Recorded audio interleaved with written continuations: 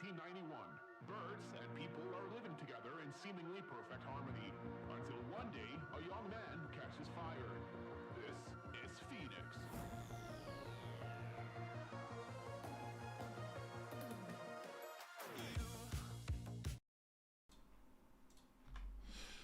Good evening, everybody. Welcome to the Game Week 35 KNEEJERK video. Even though it's like 3 o'clock kickoff on Saturday and we've still got half the game still to go, or another load of games to go for Game Week 34, we're still going to chat about everything that's kind of gone on so far, the week, the hits, the points, and then we're going to take a look at next week, where I'm basically going to roll the transfer, probably maybe get Alvarez in. That's about it. I think Game Week 35 is going to be a bit boring, actually. I'm actually just watching the Man United goal because I haven't seen it yet. Ooh, I'm trying to find it anyway. I don't know if I can find it. When do they score? I don't know. I'll watch it later. I haven't caught up on the highlights today. I'm sorry. You went Fernandes to De Bruyne. Ouch. Why did you do that? How many weeks is Klopp going to miss? I don't know, but like, it's a bit... I don't like the celebrating like that in front of the assistant referee. I'm not too sure what he was annoyed about in the first place, but it's a bit pathetic doing that, I think. I'm sure he'll get fined or touchline ban or something maybe. He didn't touch him, I know, but like, I don't know, a bit weird. But it's quite funny that he pulled his hamstring. Don't let people know about Alvarez. Everyone has already seen Alvarez today. You can't hide it now. Someone did leave a super chat. Someone did leave a super chat saying that I made a mistake not getting Alvarez. Looks like they were correct. It's called passion. Yeah, but you don't have to go and do it up in front of an assistant referee's face. 36 goals in 8 games this week. Teams on the beach / tired. I mean, everyone said Fulham was on the beach. They only lost 2-1. They could have scored. Could have scored again. I mean, maybe. Maybe players are just tired at this point. Can't defend anymore. Cry more. What a weird individual. Yeah, it was the most Spurs game ever. 3-0 down. So like they went down really quickly again, and they come back, and then they give the ball away, and Jota scores straight away. I mean, Jota should have been red carded. Jota owner's very lucky. Very lucky. Doesn't start. Should have been red carded, and then scores right at the end. Edison, yeah. I mean, to be fair, with Edison, like, it wasn't really his fault for the goal. It was a nice finish. I think that was the only shot on target they had all game as well. It's just, yeah, it's just one of those things with Edison. You know it's going to happen. You know it's going to happen. It was never a red. He literally kicks him in the face with the studs. My days. I'll tell you what, talking about football matches straight after the football match is just never fun. People are just never rational whatsoever. Like, literally get studs in the face. Oh, no, never a red. Never a red. Yeah, De Bruyne owner's frustrated. Depends who you've got on the bench, though. You might miss the second game as well. Depends if you transferred him or free hit. Yeah, okay, so someone else said to me Skip should have been red carded in the first half, and I'm not trying to do like an Arsene Wenger here. I can't even remember what that situation was, so that might be true. Remind me what that was, but I generally just don't remember it. I'm definitely not disagreeing with you. I genuinely can't remember what happened. Was it the ankle? Was it the studs to the ankle? I can't remember who it was on though. De Bruyne was just injured, I think. Missed the game. Yeah, it was pretty bad. I don't know if that is as much of a red though. Maybe it was.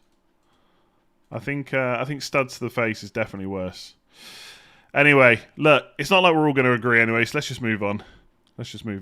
How am I on 70 points? I just am. I mean, if you're counting the points on screen, then the bonus points haven't been updated yet. Regretting Van Dijk so much. Yeah, not great. But the thing is, they've got... Who have they got in the second game? Fulham at home? It could be a clean sheet there. Maybe. I don't know if this new system with Trent in midfield is really great from a defensive point of view, though, to be honest.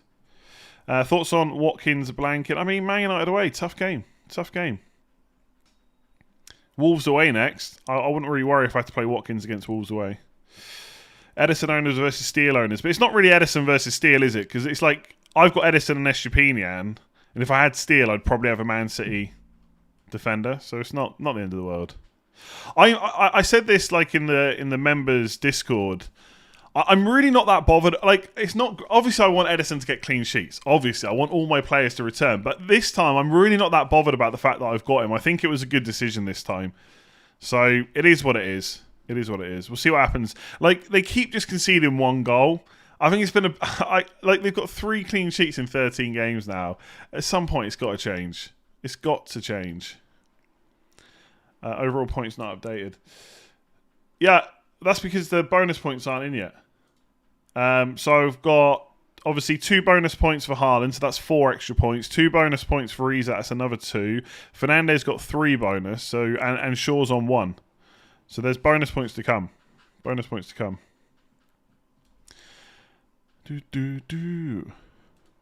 Hard to say that Emerson is ever a value good bit. Yeah, but the value doesn't really matter, right? We're four game weeks left of the season. I don't need that money for any other moves. The guy plays for the best defence in the league and has 2 double game weeks. I know he doesn't get many saves, etc., etc. I get it. I'm not saying at the start of next season I'm going to own Edison, but I think it's perfectly fine now. Perfectly fine. You're talking about Edison now, how you did Salah when you kept capping pre-World Cup. I'm not at all. I said last time I bought Edison, it was probably a mistake to take the hit when I did. This time I used a free transfer to prepare for a double game week 3 game weeks ago. It is what it is. Conceded with 1 shot on target again against a Fulham side that could have maybe scored again, but I don't think they had many other shots. So it is what it is. It's the first game of the double as well. So let's see what happens in the West Ham game first. Like I would have if I didn't have Edison, I'd have Raya, and Raya didn't get anything either. So I'm not really worried. Your mic is dusty. Yep. I can't. Oh yeah, I forgot. I kind of after everything that happened today. I kind of forgot that all the Brighton midfielders, apart from March, got benched yesterday. And then March didn't get any points in a 6-0. Absolute joke. Estepinian could have got more as well. Edison or Kepa for next week. I'm just going to play Edison. I do think it's probably quite close, but Bournemouth scoring goals at the moment. Leeds. Whew. Leeds getting relegated, I think. How are we not talking about Salah returning? And it was a penalty as well, so I missed his last 2 penalty misses, and I get him back and he scores a penalty. Happy days. Down the middle. No messing, just make sure you get it on target. The Brighton game was disappointing from an FPL point of view. Yeah, pretty much. But look, it doesn't really... The thing is, my whole team, basically, I'm just not really worried about what happens because it's just the right call to keep them all. So even if March gets benched in the next game, what am I going to do? I don't think he's going to get benched against Man United for what it's worth. What do? I just keep them all because they've got loads of games to come. And there's no point using transfers on them. So those 3 Brighton players, if they don't get injured, they'll be in my team until game week 38. So will the Man United players. So will Haaland. So will Edison. There's not really many players that I'm looking to transfer at this point. I think I mean, look, I'm sure like everyone else, I'm going to be looking... This is next week. I'm sure like everyone else, I'm going to be looking at the Alvarez punt against Leeds in game week 35. But if I do Isak to Alvarez, I've then got to go back to a Newcastle forward for 36. Now, I could just go to Wilson if I think he's going to get enough minutes. But that means if I want to make a transfer in 37 to get another Man City player, like a defender maybe, it means I only go into Game Week 38 with 1 transfer. So I'm not actually sure I'm going to do the Alvarez punt, but it's tempting. It's tempting. But that's the team for next week. So there's not really much to think about here. You know? I'm going to play exactly the same team I played in Game Week 34, I think. And that is it. Unless there's injuries and stuff, I just don't see what changes. So, yeah. In terms of the hit that I took, probably not going to pay off now because Botman is someone that I could have... I don't know, I guess if I didn't buy Trent for a -8, I probably would have bought Diaz for a -4, and he's obviously already conceded. I could have just taken no hits and played Botman and Trippier. They got 7. Instead, I've played Trent and Isak, who's on 11. I've taken an 8-point hit, so that's 3 points. So I'm 4 points behind Trippier and Botman, and Trent's got another game. I think I take that all day long. I think the fact that Isak outscored Trippier by 5 points really makes the 8-point hit. The payoff has been good, even though I didn't need to bring Isak in to play ahead of Trent, if that makes sense. Not sure if I do the Watkins to Alvarez, but Watkins has been out of his purple patch. Yeah, he's got Wolves away next, so I wouldn't be that worried. Was the De Bruyne injury known in the community before the deadline? Nope. I mean, it's a bit of a weird one because Pep kind of implied that everybody was fit in the press conference, but he was never specifically asked about De Bruyne. And De Bruyne did come off with an injury in the previous game. So maybe we should have read more into it, but it does feel a bit hindsight to say that. FPL so template this year. Honestly, people say that every year. There's nothing new. And also, like, we always knew this was going to happen, right? I've said it like a million times. Man City, Man United, Brighton and Liverpool all having a double game week this week, and then 3 of those teams having at least one more double. Of course there was going to be a template, because why would you back against that many extra fixtures? Like, you just wouldn't, right? Oh, I just realised I haven't updated... Oh, I've not updated my points, sorry. Let me just save this. There you go, my points. So I'm ranked now 35k. So I've gone from 42k to 35k as things stand. So I'm pretty happy because all my players have played once now. I've gone up 7k, and that's after the 8-point hit's already been taken into account. So anything from here is just like a bonus now. And I don't think there's too many players that can really punish me, to be honest. There's not really anyone I don't own that's super high owned. Like, obviously Jota did well today, but he's only 22% ownership.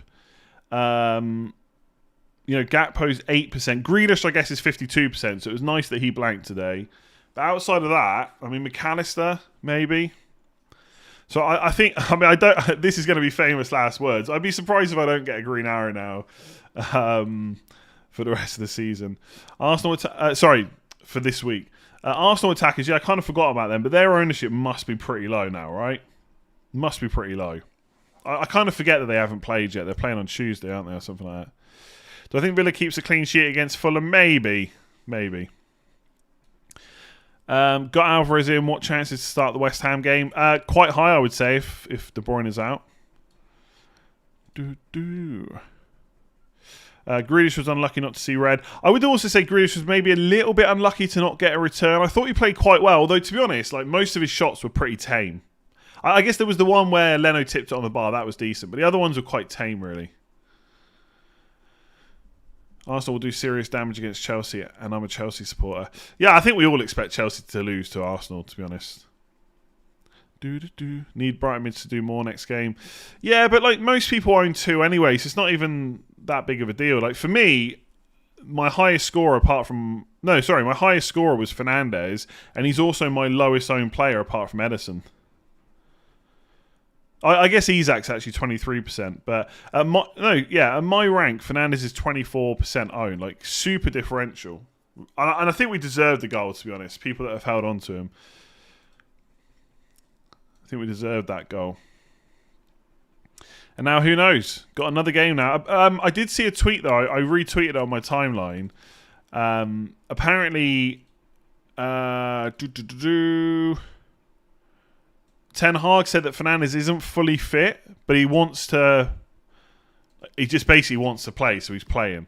Now, I don't know how bad it is. It's obviously not bad enough that they're really risking him. But he did say he's not fully fit. But he's still playing like 90 minutes, so he's just going to carry on. Konate looked proper ropey today. I think in general, right, I know from an FPL point of view, we kind of love Trent because he's playing in midfield, very creative. That's now 6 assists in the last 5 games, I think it is. Or 6, I think it's 6 assists in 5 games.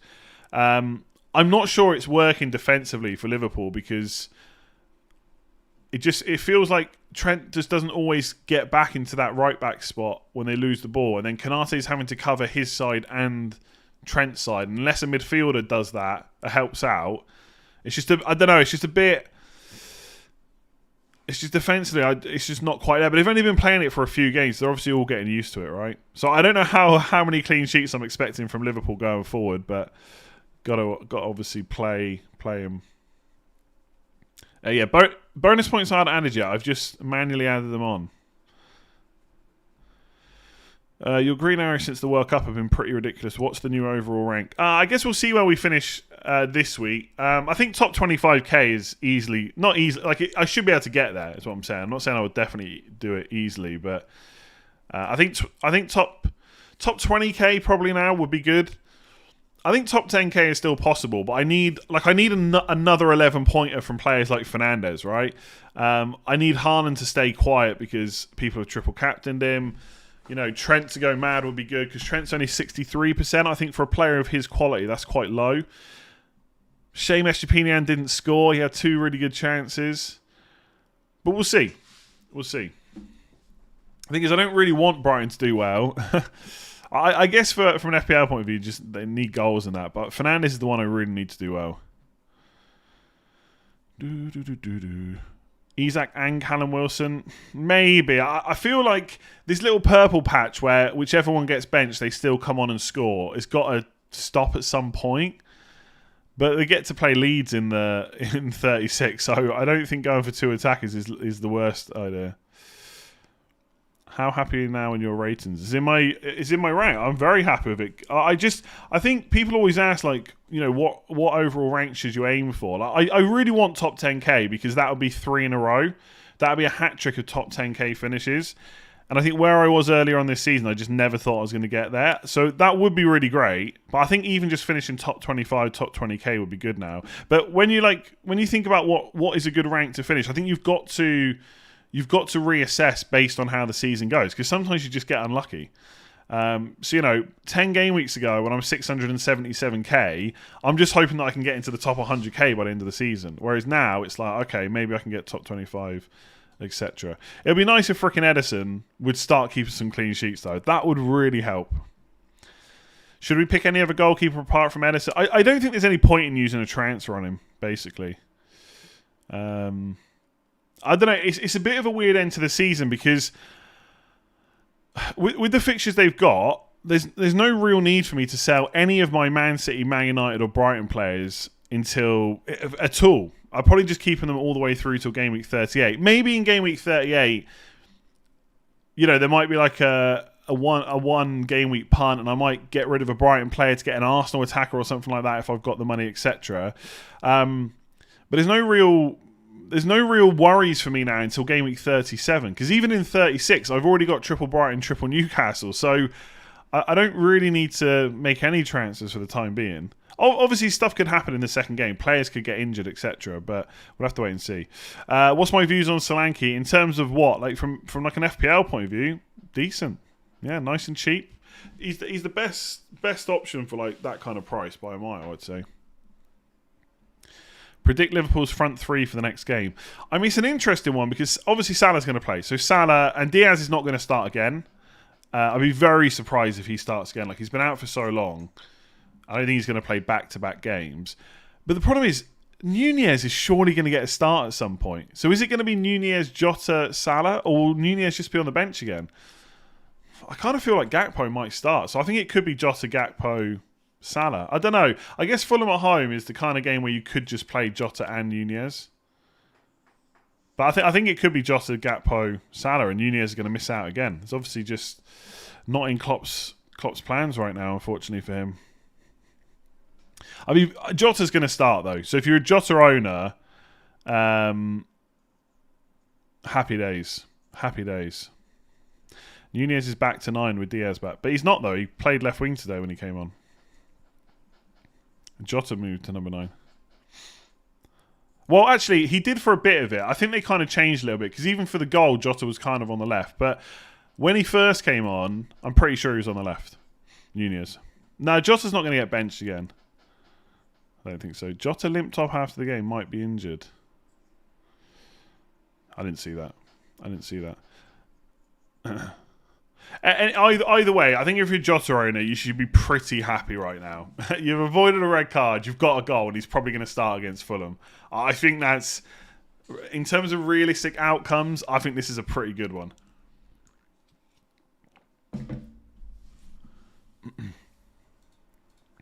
Yeah, Liverpool are chasing top 4. I don't think it's going to happen. I don't think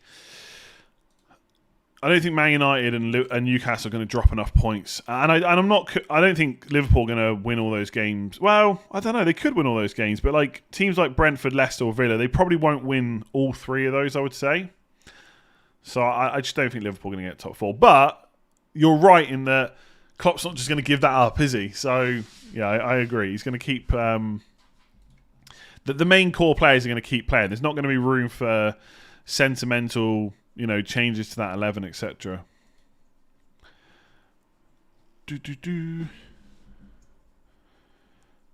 Club hamstring. Wilson or Isak for the double.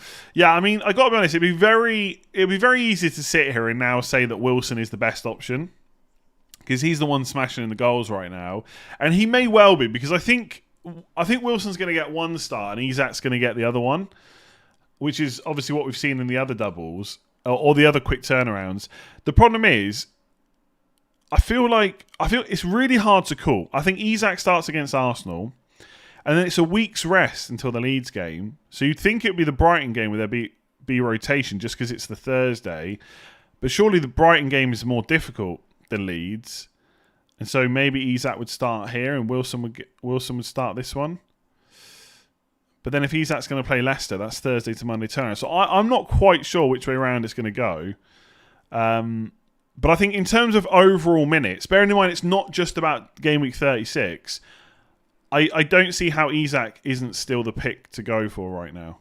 Unless you think they're going to start playing together quite regularly, which could happen, but we don't really have enough to go on to say that's definitely going to happen. Like they both played together for a while today once Wilson came on. But is that going to happen from the start every game?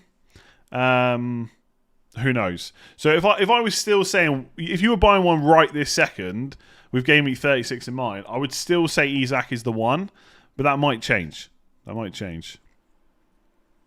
Needs Newcastle is the early kickoff, so we can just go for whoever starts that.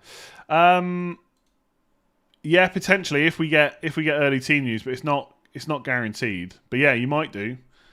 I've got no real intention to switch to Wilson anyway. I think he's okay to keep. And the thing is, it's not just like straight after the double they got Leicester at home.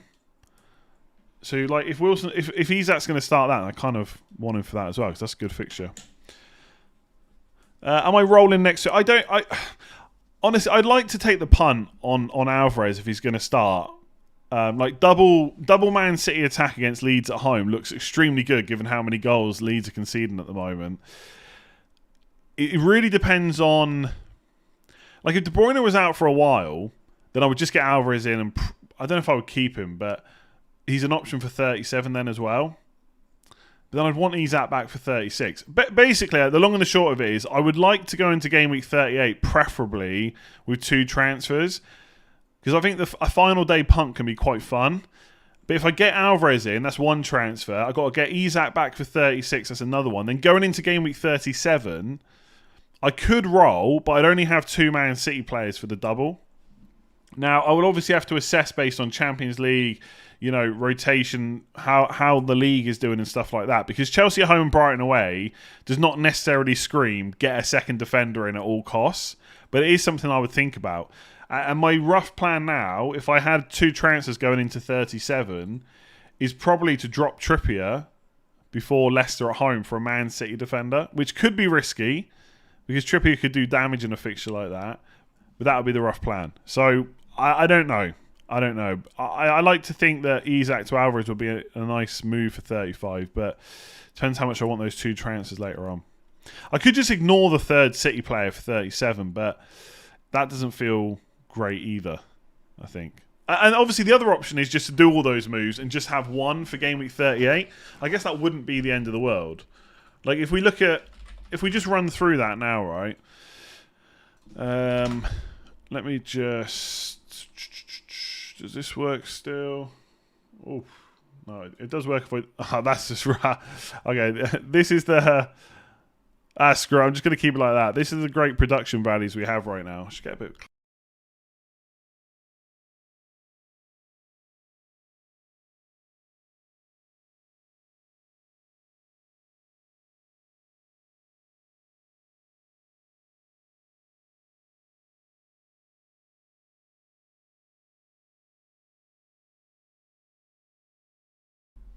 Okay, we're back. We're back.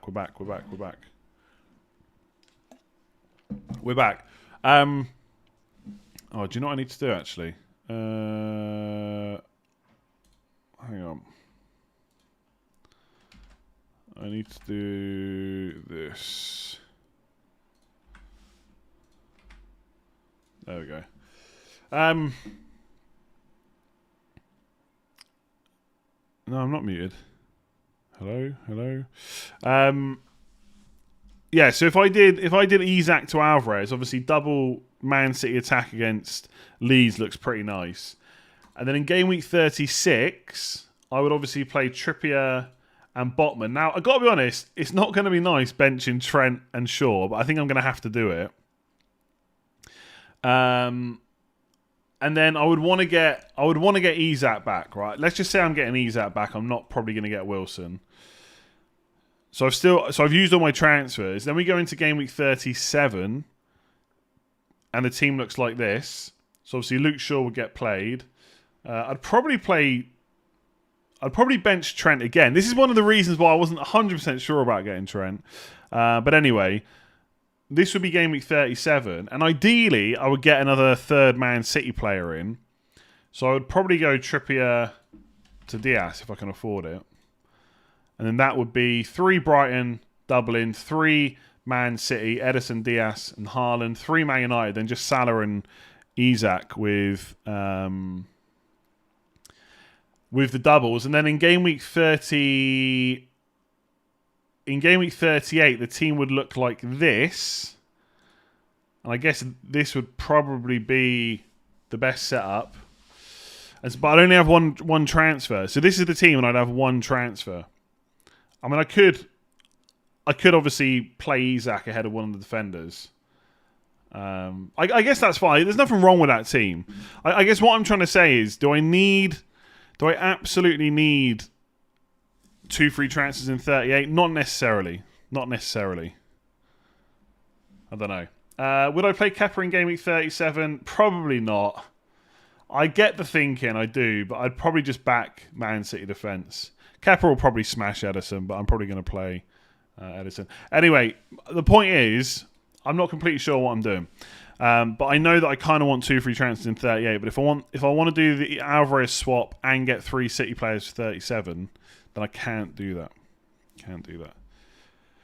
The way Newcastle are paying and Arsenal are conceding, I fancy Newcastle to score loads at home next week. I'm not sure about loads, but I got to be honest, I'm not too worried about having to play Isak. I think it's okay. But that's what I mean. Like, Alvarez is great, but if it's 2 transfers to get... Let's say Isak scores 1 goal against Arsenal. Do we think that's possible? I do. And I think he will start. So 1 goal and then 2 transfers. How many is Alvarez going to have to score to kind of make that worthwhile? So I'm not sure. But the other problem is, by the way... Okay, here's the other problem, right? Let's just go back to that screen. Let's say I don't do the Alvarez move this week, and this is the team for game week 35, and then I go into game week 36, and I've got Isak still. Okay, this is where like there's a slight issue. Is I would play. By the way, I would play Kepa in 36 if that's what people meant. I've got 2 free transfers, and unless there's an injury, which there could be, there's not really anything to use it on, because I've already got triple Brighton, triple Newcastle. And then so I'd probably think about setting up for the double game week 37 double by going Trent to Diaz and benching him. But then I've got Trent instead of Trippier for the final game. So I'm not, I don't know, maybe I shouldn't be worrying about it this much. But that's what's on my mind. If I don't do the switch, I've got 2 free transfers to 36, not much to do. But I guess stuff always crops up. Why add bonus points? I'm not sure what you mean.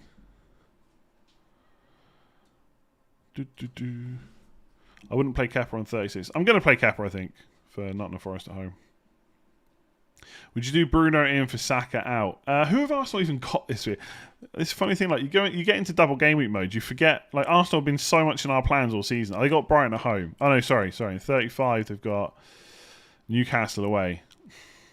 I mean, you could get Fernandes in for Saka, I guess, but it's not a must-do move this week.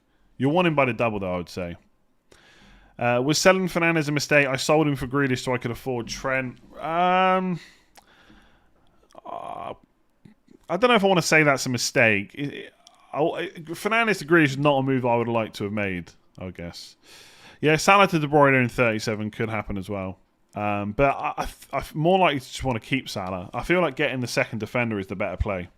I think Diaz and Salah is better than, I guess, whatever the other combo is, Trent and De Bruyne. Maybe. I guess if De Bruyne was to play twice in 37, that could be nice.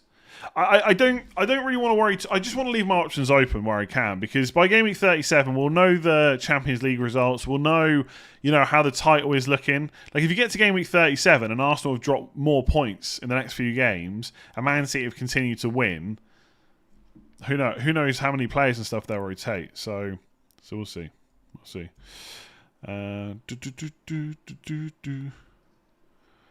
It was 160k 3 weeks ago, now 300k. What am I doing wrong? You're not getting enough points. I guess it's hard to know about seeing the team, right? Do I feel like Grealish to Fernandes in 37 is the play? I mean, maybe, but Grealish is going to have a double then as well. I guess by then, maybe Foden's getting a few more minutes. Maybe that's on the left. But I think for now, Grealish's minutes are pretty good. No City other than Haaland. Who's the priority? I don't know if there is someone. I don't know if there is really a priority, to be honest. Not for the next couple of weeks. Yes, I know. Like, you see my points where it says 70 with a -8, right? You're correct. That does make 62. But it's not like I'm trying to hide it. I'm not trying to say I've got 70 points. I've literally put the -8 in the score. So you can do the maths as you have done. Why is everyone so like... The score seems to be such a matter of controversy. I got 70 points in total from the players with the bonus points. But yes, I took an 8-point hit, which is why I've put -8 next to the score. Maybe I should put equals 62 just to be absolutely... Just to cover all people moaning. I think Haaland will start next game. Against Leeds at home, there could be some rotation. The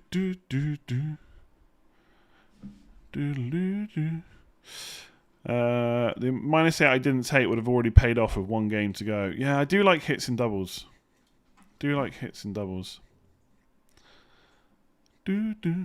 Is De Bruyne to Salah a must now? Is he injured? Yes, he is injured, but we'll have to wait and see the next game. Don't rush into anything. I mean, I think Salah's better than De Bruyne anyway.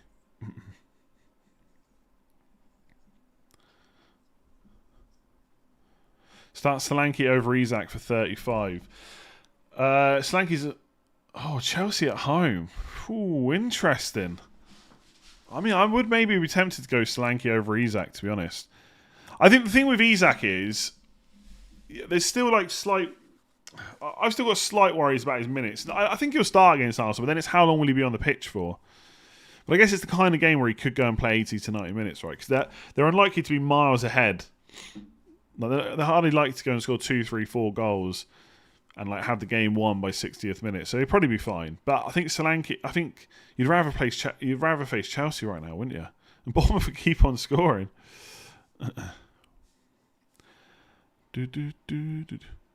Big Dom is a bubble waiting to burst. I don't know. Great numbers last season in the Championship. Maybe he's just finally starting to get to that level right now. Do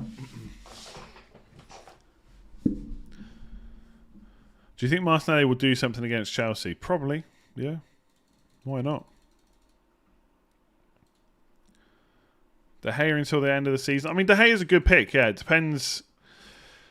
If you got a free Man United slot, then yeah, why not? I mean, really, the only 4 players to be considering for Man United are Fernandes, Rashford, Shaw, and De Gea. Oh yeah, that's correct. Pep did say there was no timescale for return for De Bruyne, but I mean that doesn't necessarily mean it's months. It might just mean he doesn't know that he's going to be available midweek yet, right? Why did I give in to Ederson? Like I said, I think Ederson was fine because Man City had a few double game weeks coming up, good fixtures, and I had to make a transfer before the free hit.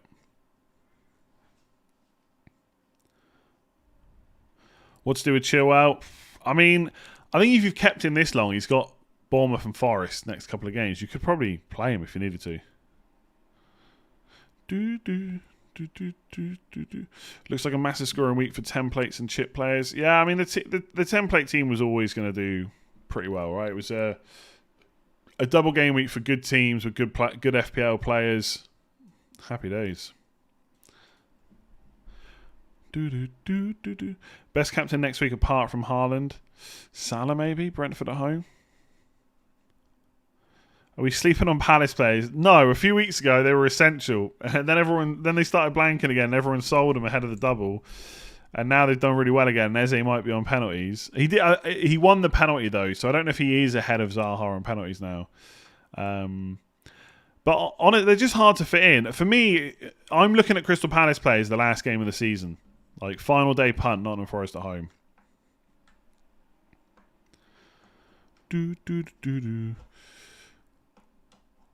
Thoughts on going without Kane game week 35 to 38? I think it's fine. Yeah. I mean, if you've got the transfers to move him back in, happy days. But if we're thinking about how most people's teams are set up, like there's probably similar-ish to how mine is on screen. How would you get him in? And who do you use to fund it? Like, I would have to sell Salah, and I just don't want to do that. I just don't think it's worth 2 transfers now.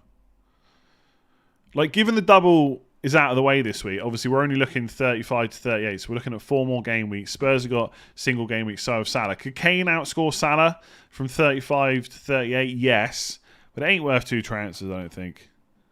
And if you sold Kane now, you're probably... The only time I think I might look at getting Kane back is the final day against Leeds away. Where if I've got 2 transfers, maybe I switch. I think I looked at something like Salah to Saka for Wolves at home and Isak to Kane Leeds away. I don't know if the money works now. I can't remember. I looked at it a while ago.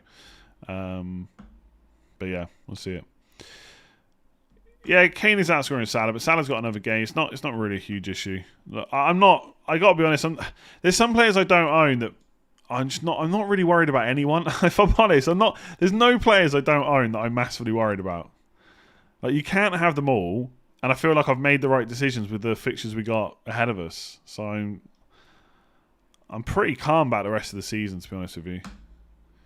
I think the 8-point hit played on my mind a lot for game week 34, but now it's done. The team is set up.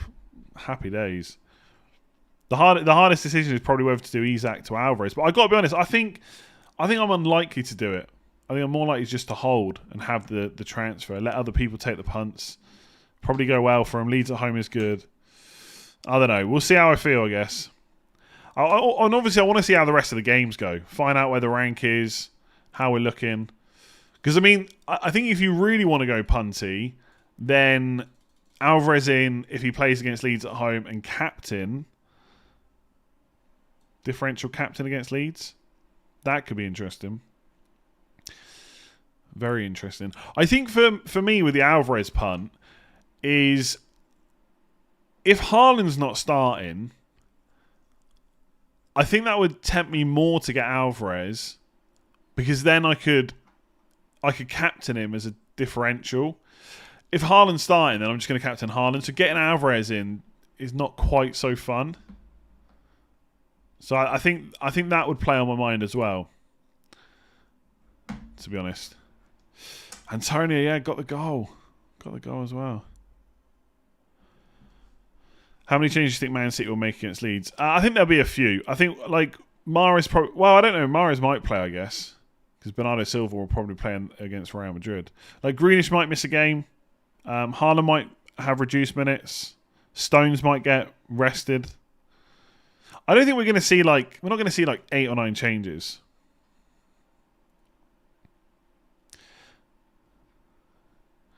I remember you getting Alvarez last season and captaining him near the end of the season. No, that was this season. He's only been there since the start of this season, hasn't he? Why will Alvarez start against Leeds? I mean, there's a couple of reasons. One, De Bruyne is injured. If he's still injured, he might play, like he did today. Haaland might get a rest, so Alvarez might start. And just generally because it's Champions League. Yeah, pre-World Cup, yeah. It was against... I think it was against Fulham, I believe. He only got 9 points, though, but still. At the time, that was my highest captaincy score from a Man City forward. That's how bad things went for me and Haaland earlier on. We might get early team news for 35 because... The deadline is 1:30, so don't forget that, right? The deadline for next week is 1:30 on Saturday because 4 games kick off at 5, and one of them is Man City. So you might get early team news. I guess it just depends. It depends what gets released because sometimes you don't get the whole team. So like Alvarez starting would be good news to have, but I'd really like to know about Haaland as well.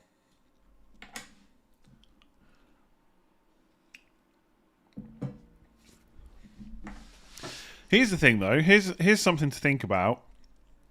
If Alvarez starts in 35 and Haaland doesn't, does that mean we have to do Haaland to Alvarez? I guess it does, right?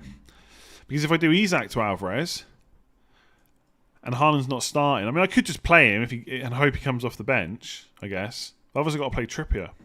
Not quite so good. Should I do Henry to Estepinian this week just to bench Trippier? I don't think that's a bad move, to be honest. I don't know. I feel like in that situation, you could just play Trippier and roll and just wait for more information. But the thing is, you're probably going to want a third Brighton player anyway for 36 and 37.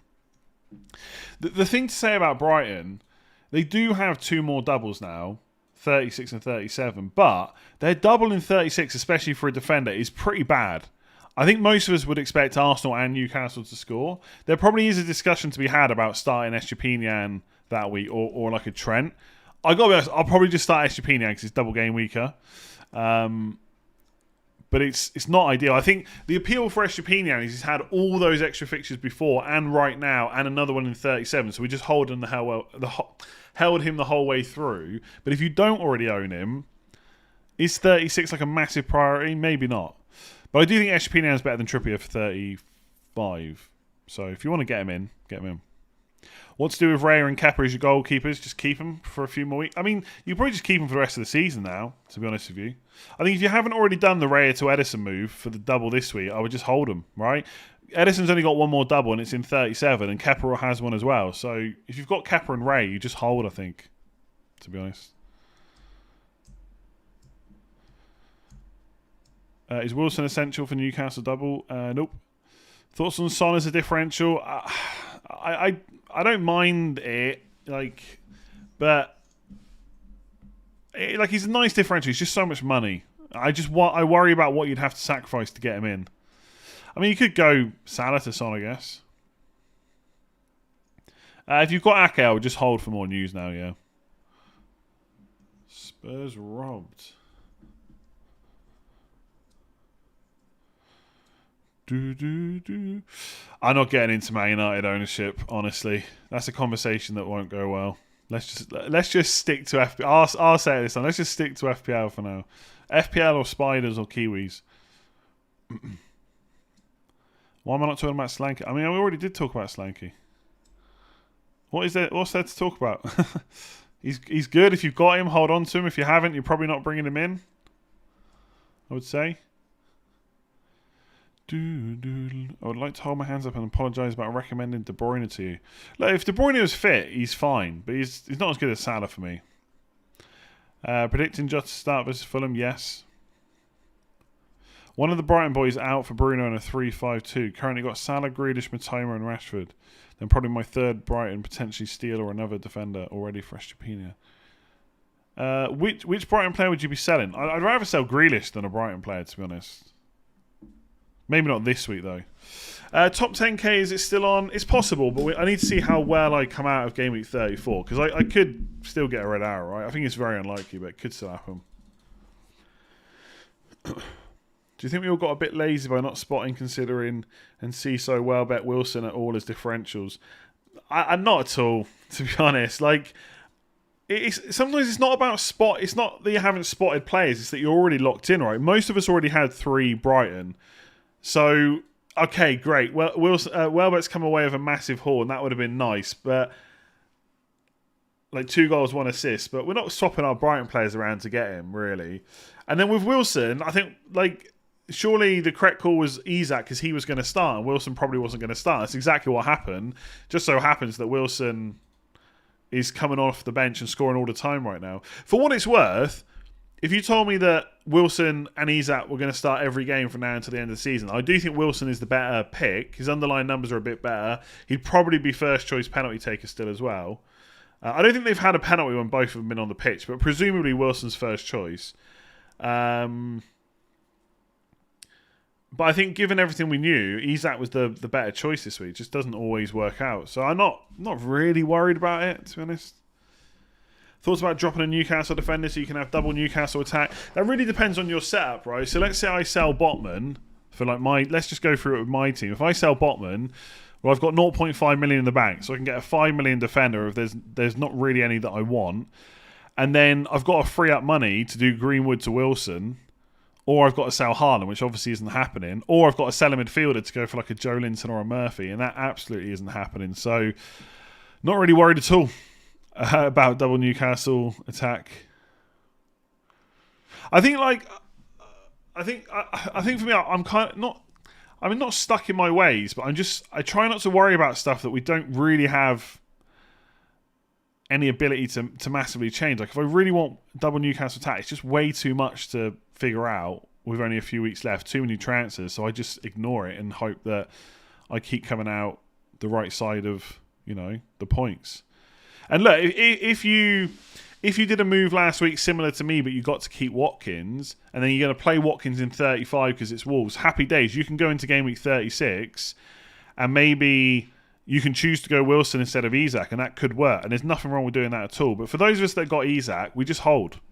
And that's it. I don't think there really is much more to it. I don't see Isak to Wilson being worth a transfer. But obviously, if it looks like Wilson's going to start Leeds and maybe get more minutes in 36, like if Isak's got a knock, then that is a move that I would make. But I wouldn't look to get Wilson in as well. But you might have a different setup. Like if you've got Isak, Haaland and Watkins, then yeah, maybe you go double attack. But if you then got to use an extra transfer to get rid of a defender, it just feels like a lot of faffing about, to be honest with you. Is it possible to make up 80 points in my mini league to win it? What I would say is, if I was 80 points clear in a mini league right now, I would already be celebrating the win, I think. So, probably not. Yeah, Isak can play on the left. That happened today, right? Wilson came on and Isak moved over. But we haven't seen them start many games together. Yeah. And I think even when like one of them does start, they sometimes come off 60 to 70 minutes. I think Eddie Howe is trying to protect them both, basically. And it's working really well. Really well. So will there be games where Isak and Wilson start? Probably. Will there be many from now until the end of the season? Probably not. You could easily roll and Trent down and Greenwood up to Alvarez or Wilson. Yeah. But then I have to free up a spot, right? It's not just about getting the money. It's also freeing up a spot. It's just not worth it in my eyes. Like, I'd rather worry about getting the third Man City player for 37, to be honest. Eshpinian a must with top. No, he's not a must. Nope.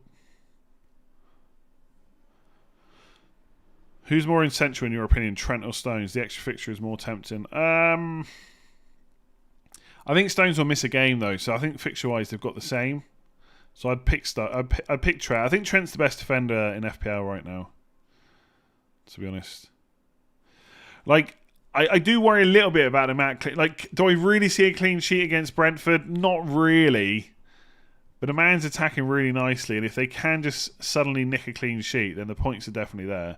I don't think there really is necessarily a standout defender right now because, Trent's getting assists but conceding. Trippier has barely returned the last 10 to 12 games. Luke Shaw's okay, but he's playing as a centre-back, so his attacking threat's gone down, even if his bonus potential's gone up a bit. Brighton defenders okay, but they've got Newcastle away, Arsenal away in the next double. So there's not really too many standout defenders. And Man City can't keep a clean sheet for love nor money. So I think I would back Trent over Stones, I think, for now. Yeah, Tyrone Mings, true. Didn't get a clean sheet today, though, thankfully. Am I doing any Ireland FPL meetups? I haven't planned any, no. I don't know if I'd ever plan one myself. I think it's a lot. It takes a fair play to anyone that plans events like that. It takes a lot of organisation. Is Fernandes essential for double game week 37? No, not essential. But he's a very good option, I would say. What I would say is, I wouldn't worry too much about players doubling in 37 now, because obviously for 2 weeks they've got single game weeks anyway, so there's not as much of a rush to get them. Like, that's why the hits were so good in 34, because you were setting up for that double and future ones. But if you haven't done that, it doesn't mean you should now rush to get them in. And let's not forget, before this week, everybody was saying how Bruno Fernandes not worth the money, he's blanked so many times, etc. Now he's got an assist last week and a goal this week. Like, it looks like fortunes have changed, but he could just blank against West Ham, right? So there's no rush to get him in. But I do think in general, Fernandes is a good option from now until the end of the season. Someone actually put a bet on with me, and I can't remember who it was, that Grealish would outscore Fernandes for the rest of the season. I think the bet was made in game week 31, and I think Grealish might be winning, but not by much now. Not by much. In fact, I think Fernandes might be winning, because Grealish has blanked twice in a row, and he got 7 points in the other game, so, and Fernandes got 11 today. So I think Fernandes is winning, and I would definitely have my money on Fernandes over Grealish for the rest of the season. In the Bruno debate, the worries about positioning were completely right. True, although he probably should have got returns even when he was playing deep. Not as many, but he probably should have. And I think people that bet on Bruno, even though he was going to play deep, also got a little bit unlucky that he didn't start playing number 10 straight away, even when Casemiro and Eriksen were back, because Sabitzer still played well. But now it just looks great. How many points is top 10k, and where do you look to find out? You can look on Live FPL. Can I see Haaland being rested against West Ham? Nope. I think it's the Leeds game before the Champions League. Like, the reason I say no, and I'm quite confident about it, is everything we've seen so far tells us if Haaland's fit, he starts in the league. He might even start against Leeds for 50, 60 minutes. Who's more essential in your opinion, Trent for I just talked about that. De Gea is number one. De Gea is number one to the end of the season. Like, for Man United, yeah, of course. We'll just start Watkins or Isak. Probably Watkins. I know it's away, but it's just an easier fixture. I guess the only thing is, as someone said earlier, Newcastle are playing really well right now, and Arsenal. We'll see what they do against Chelsea, but they have been conceding quite a few recently. So I could see Newcastle scoring a couple at home for sure. But I still think I'd go Watkins against Wolves. I don't know. It's quite close. I guess the worry for me is there's now a week off in Newcastle to the next game, so Wilson could start, right, against Arsenal. Presumably it'd be Isak, though. Watkins to Isak will save the transfer. I would definitely just play Watkins this week. Thoughts on Jota? I just, for me now, I don't know. It seems pretty clear that Salah's obviously the right winger, right? We all know that.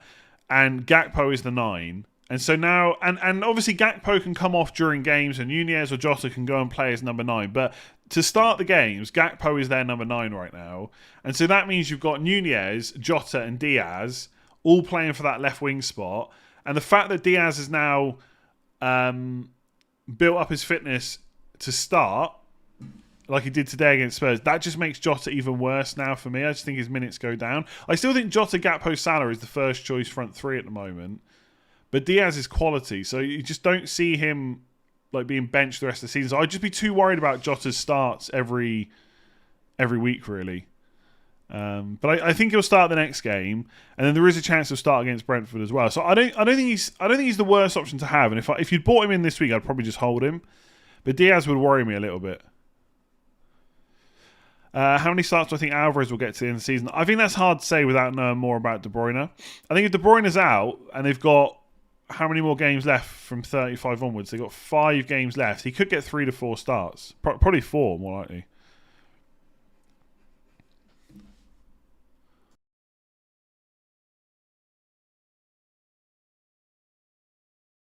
Excuse-moi. Getting Fernandes in for Fernandes instead of Grealish cost me 10 points. Ouch, yeah. Ouch. Yeah, Callum Wilson is scoring braces for fun. Like, it is hard to sit here and back against him right now, but I don't think it can continue. Not off the bench, anyway. If he gets... Like, Callum Wilson's great. If he starts, he'll get goals, for sure. Watkins, 0xG, 0 expected assists versus Man United. Is that correct? I mean, the game wasn't on TV. It was the Man City game instead, so I didn't watch the Man United game. But I think in general, Man United only conceded 0.56 expected goals. Like either Villa really didn't play that well, or Man United defended really well. And I think that Lindelof and Shaw partnership is actually pretty good. It's actually pretty good. Oh, lads, come on! I'm on 70 points once the bonus is in. I'm on 70 points once the bonus is in. Tony's goal was an own goal by the keeper. Presumably, the ball was already over the line before it hit him again, which is why Tony got the goal. It was a bit lucky, but it is what it is.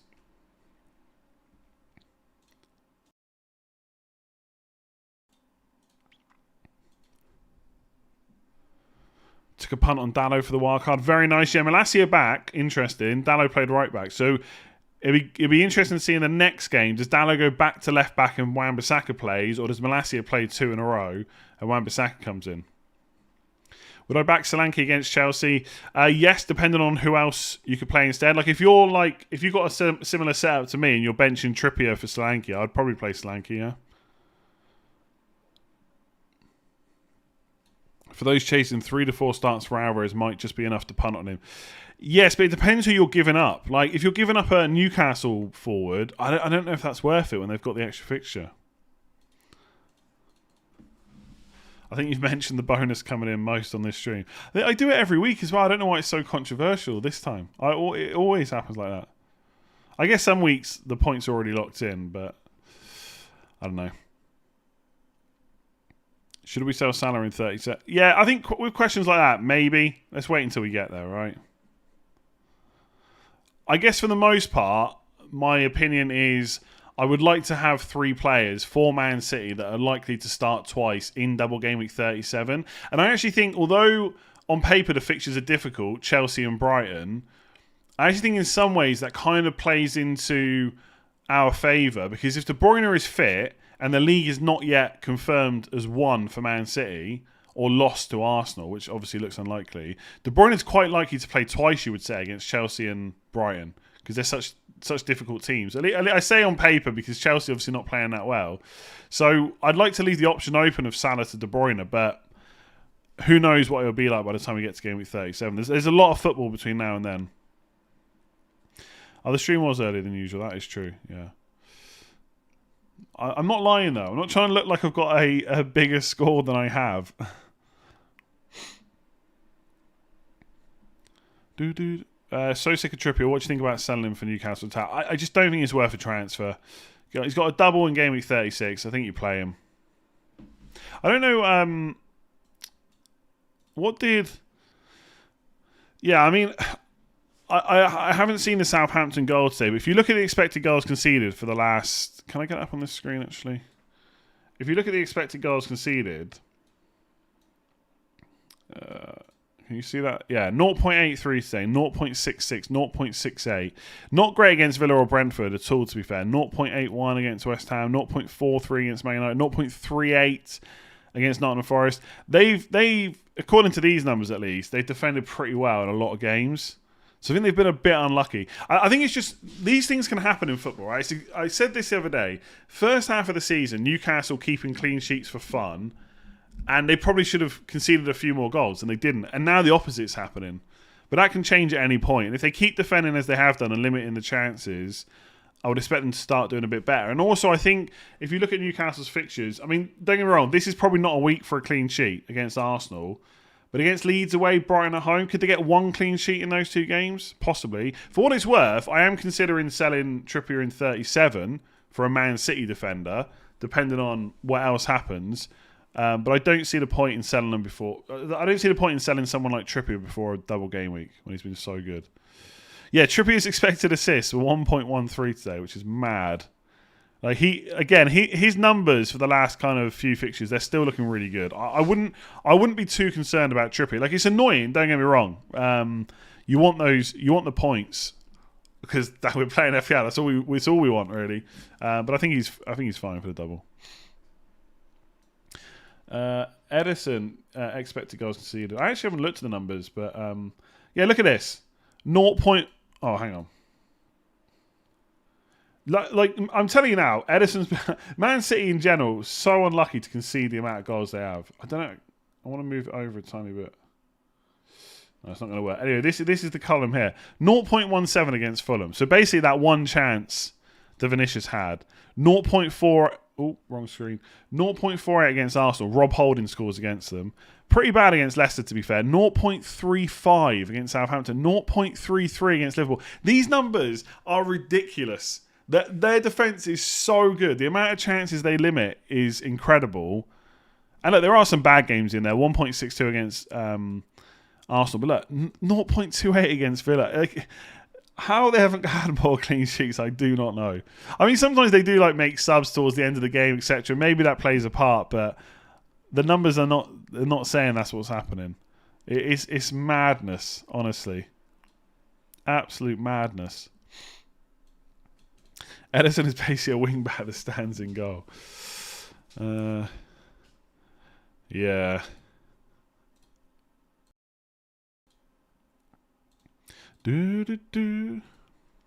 Edison's just so bad at stopping shots, but because his play with the ball is fine. No, I agree. Like, he's not having his best season in terms of saves, but like I've said this, I'm not even really trying to justify Edison because I don't really care if people don't want him. I think when I bought him was perfectly fine. But you just look at the Champions League. They concede 1 goal against Bayern over 2 games. That was a penalty that shouldn't have been given. He makes saves in those games as well, and yet in the Premier League they stop on all these chances, and he keeps conceding. It's just funny. It's just, to me, it's just like what's happening with Trippier right now. His attacking numbers and Newcastle's defensive numbers look like that of a player that's a really good option for FPL, and yet he can't stop conceding. So we're laughing at Edison. Trippier's doing exactly the same right now. It's just one of those weird things. Top 4 already decided. Yeah, don't think Liverpool are getting in. I just don't think Man United. Like, I think Liverpool could maybe win all their remaining games, but I don't think Man United or Newcastle will give up enough points. Basically, so I think top 4's done. Yeah, I've said this before. I'm not trying to make out like Edison is the best pick in FPL by a mile, and we deserve way more points than everyone else. But I'd say he has been a bit unlucky with the lack of points he's had in recent times, in particular. I mean, if you don't have him and you've got the Raya Kepa combination, I wouldn't move for Edison now. I think the time to do it, if you were going to do it, was 34. I definitely wouldn't do it now. Like, they rotate pretty nicely, and Kepa's got a double in 37 anyway. Even though it's a bad one, I would still just play him. It's because Trippier was lucky in the first half of the season. Now he's getting unlucky. Variance is inevitable. I know, but people hate hearing that. Like, Trippier was never going to keep up what he did in the first half of the season.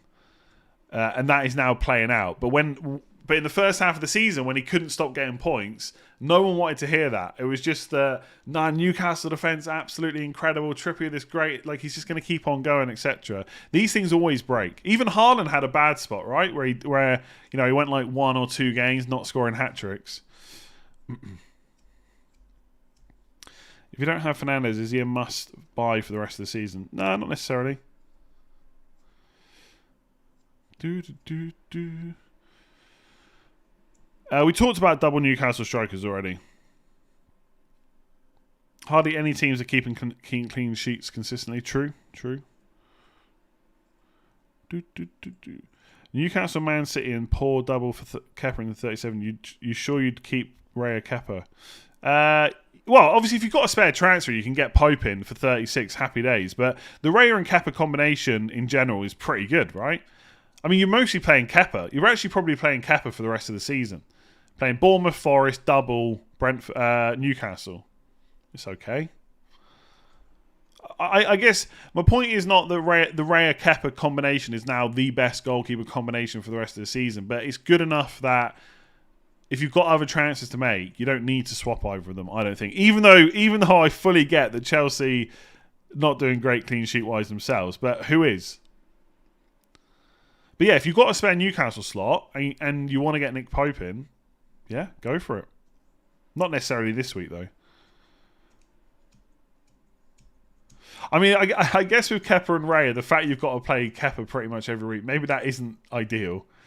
But, okay, let's say you've got Kepa and Raya, you're selling one of them. Who are you going to? Let's say you can't... Like, if you can get Steele or De Gea, happy days, I guess. But what if you can't? Yeah, Villa kept clean sheets, but I would say they were a bit lucky to keep the amount they did, and now they've got pretty poor fixtures, I would say, for clean sheets going forward. So I wouldn't have any interest in them myself.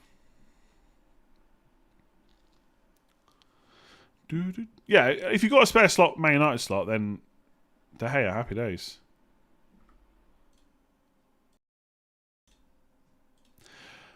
Okay, this stream's gone nice and quick. That's a good thing. I think they got lucky in some games. Like, you look at the away games to Chelsea and West Ham, I think they conceded 1 goal. They conceded like 4 XG. Like, they have defended well in a lot of their home games recently, but go and look at the fixtures they had. Like, we're talking like Fulham, Nottingham Forest, Bournemouth, etc. Now they've got Wolves. I mean, Wolves is probably okay, to be honest. They could get a clean sheet there. But then it's Spurs, Liverpool, Brighton. I would expect 1 clean sheet max for Villa next 4 games.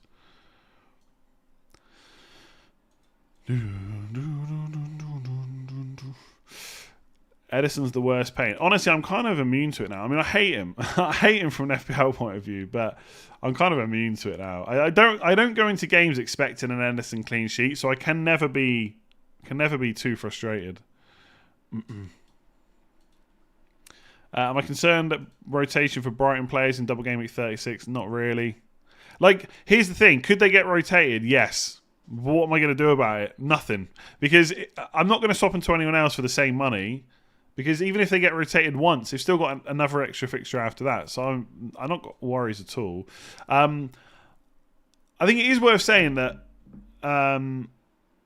what's his name? De Zerbi did say that Matoma and McAllister were tired, and then they got rotated. So if you start saying that about March, then maybe I'll be a bit more worried. But I think they all play against... And he also said... I saw a quote today, I can't remember the exact one, but basically that it's a shame that players like Enciso, etc. haven't had more minutes, but that he finds it very hard... and Billy Gilmore and players like that, but he finds it very hard to bench Caicedo, McAllister, March, Matoma, etc. So their minutes are still great. They're all probably going to play against Man United.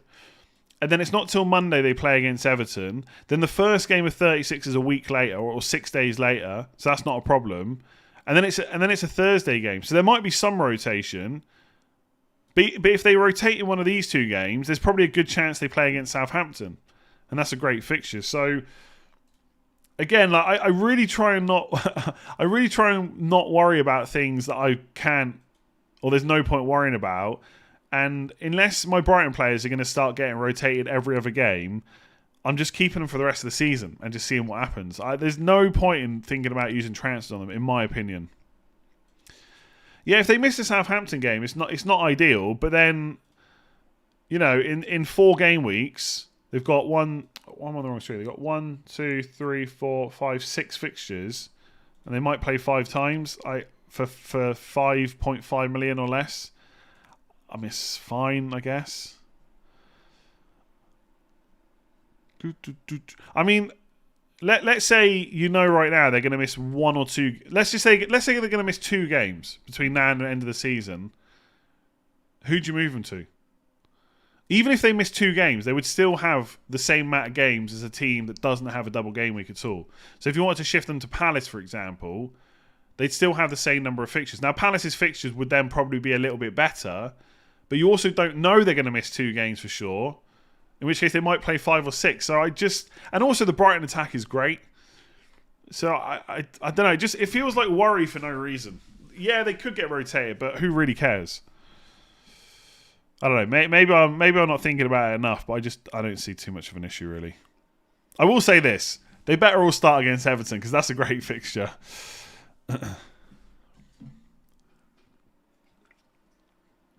They're probably going to get rotated against Everton, aren't they? I've mentioned this before, right? But there's a guy called Simon, and he does like he follows like he does like a rating thing for attack and defenses, and he's been tracking how much teams have improved or gotten worse under different managers since they've like come in. And De Zerbi, the difference he's made in attack is absolutely incredible. Absolutely incredible, like how much better they are since he took over from Graham Potter. Even defensively, they've improved, but the difference in attack is ridiculous, to be honest. So, like Hodgson, O'Neill, like O'Neill's made a really good improvement to Bournemouth's attack, and like loads of other managers have made small improvements, but De Zerbi in attack, it's just ridiculous. So and they're like, I got March for 5.1 million and Matoma for like 5.4. So who am I even selling them to? Potter was holding them back, exactly. My -4 of Steele and Saka to Edison and Matoma instead of just Saka to Mahrez Gakpo have been painful. Oh, you sold Steele? Yeah, okay. Yeah, I get it. Yeah, that is harsh. That is harsh. Gakpo would have obviously been nice now, but bit of hindsight there. I'm surprised De Zerbi improved in defence. I felt like they conceded more under him. Yeah, I mean, this is obviously like underlying numbers. This is like, I don't know exactly what he's tracking, but this would be the same as me saying that Man City's expected goals conceded are really good, therefore they're a great defence, but they still go and concede as well. No disrespect to Brighton players, but if they had a top-class finisher / striker, they would score a ton. They literally just scored 6 goals.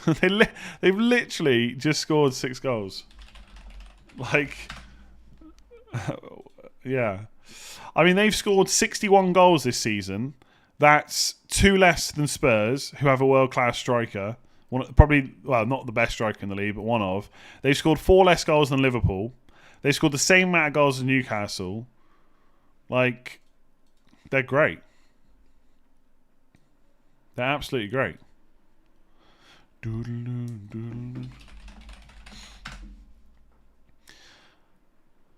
I mean, it's a bit like last season. People saying, "Oh, do you know what? Man City, they really need a number 9. They really need a number 9." Would you know how many goals they scored last year? 99. And don't get me wrong, Haaland's scoring a lot of goals, but they're actually still only on 84. So they might not even break that 99. It just so happens that Haaland's scoring all the goals. And obviously for Man City, hopefully in those decisive moments of like a knockout game or a final, he'll be the difference. But in terms of the actual goals scored, not really making a huge difference to Man City in the league. I mean, they got 6 games left to score more than 15. I mean, it could happen. But they're not going to smash 99. All the number 9. Yeah, exactly. Haaland had a few off games, then all of a sudden they're better off without Haaland. It's just narratives, I think. I like, don't get me wrong. If Brighton could get in like an Osimhen or something, yeah, I'm sure they'd be freaking amazing, right? Much more than they are. But I think the idea that they need this great number 9 when they're already scoring so many goals is a little bit flawed, really. But I'm sure Brighton fans would love a really, really good number 9. I'm not really disputing that. Anyway, I'm off. Thanks very much for watching. Give the stream a like. Hit subscribe if you haven't already. Thank you for joining me.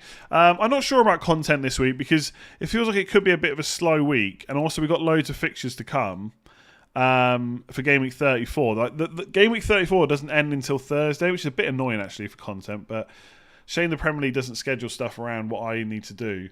So I don't know. I don't know if I'm going to do a video tomorrow. I might take the day off. Why not? Take one day off and then back to it on Tuesday, I think.